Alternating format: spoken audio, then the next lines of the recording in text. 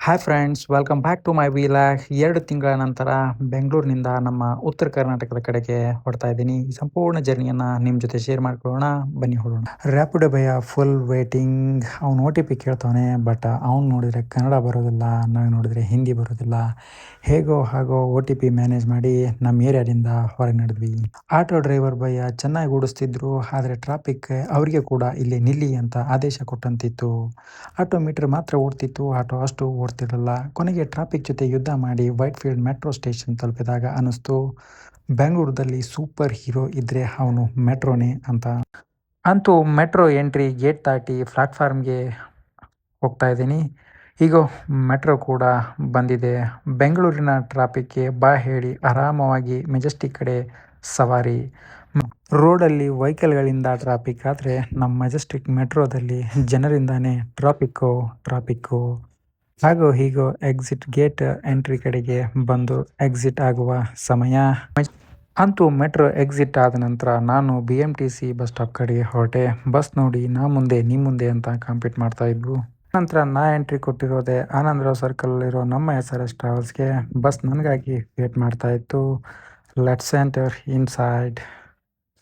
Good morning ಎಲ್ಲರಿಗೂ. ಅಂತೂ Haveri circle ಮತ್ತು ಬಸ್ ಸ್ಟಾಪ್ ದಾಟುತ್ತಾ ಇದ್ದಂತೆ ಊರಿನ ಹತ್ತಿರ ಬರುತ್ತಿರೋ ಖುಷಿ ಹೆಚ್ಚಾಗುತ್ತಿದೆ.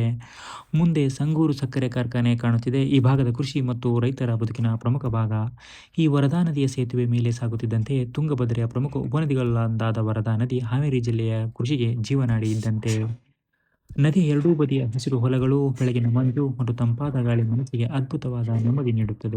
ಮುಂದಿನ ನನ್ನ ಪಯಣ ತಾರಕೇಶ್ವರ ನಾಡು ಎಂದೇ ಪ್ರಸಿದ್ಧಿಯಾದ, ವಿರಾಟನಗರ ಎಂದೇ ಪ್ರಸಿದ್ಧಿಯಾದ ನಮ್ಮ ತಾಲೂಕಾದ ಹಾನಗಲ್ ಅಂತ ಹೇಳ್ಬೋದು ಫ್ರೆಂಡ್ಸ್. ಅಂತೂ ಇಂತೂ ಹಾನಗಲ್ಗೆ ಬಸ್ ಬಂದೇ ಬಿಡ್ತು. ನಂತರ ನಾನು ಹೋಗ್ತಾ ಇರೋದೆ ಬಸ್ ಸ್ಟಾಪ್ ಕಡೆಗೆ ಹೋಗುತ್ತಿದ್ದಂತೆಯೇ, ಅಂದರೆ ನಮ್ಮೂರಾದ ಬೆಳಗಾಲ್ಪೇಟೆ ಕಡೆಗೆ ಹೋಗುವ ಬಸ್ಸು ನಿಂತೇ ಬಿಟ್ಟಿತ್ತು. ಬಸ್ಸನ್ನು ಏರಿ ಟಿಕೆಟನ್ನು ತಗೊಂಡು ನಮ್ಮ ಪಯಣವನ್ನು ನಮ್ಮೂರ ಕಡೆಗೆ ಮುಂದುವರಿಸಿದ್ವಿ. ತದನಂತರ ಅಂತೂ ನಮ್ಮ ಊರು ಬೆಳಗಾಲ್ಪೇಟೆ ಬಂದೇ ಬಿಡ್ತು.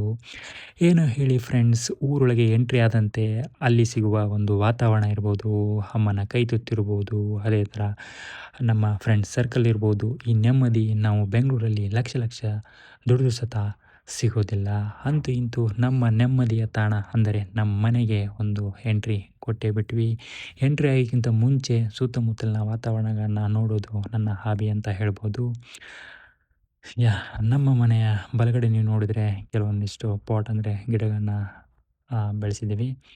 ತದನಂತರ ನೋಡ್ಬೋದು ನೀವು ಗಿಡಗಳನ್ನು, ಮಳೆಗೆ ಚೆನ್ನಾಗಿ ಗಿಡಗಳು ಬೆಳ್ಕೊಂಡಿದ್ದಾವೆ. Very nice. ಇಲ್ಲಿಗೆ ನಮ್ಮ ಜರ್ನಿ ಕಂಪ್ಲೀಟ್. ಬಾಯ್ ಬಾಯ್ ಗೈಸ್.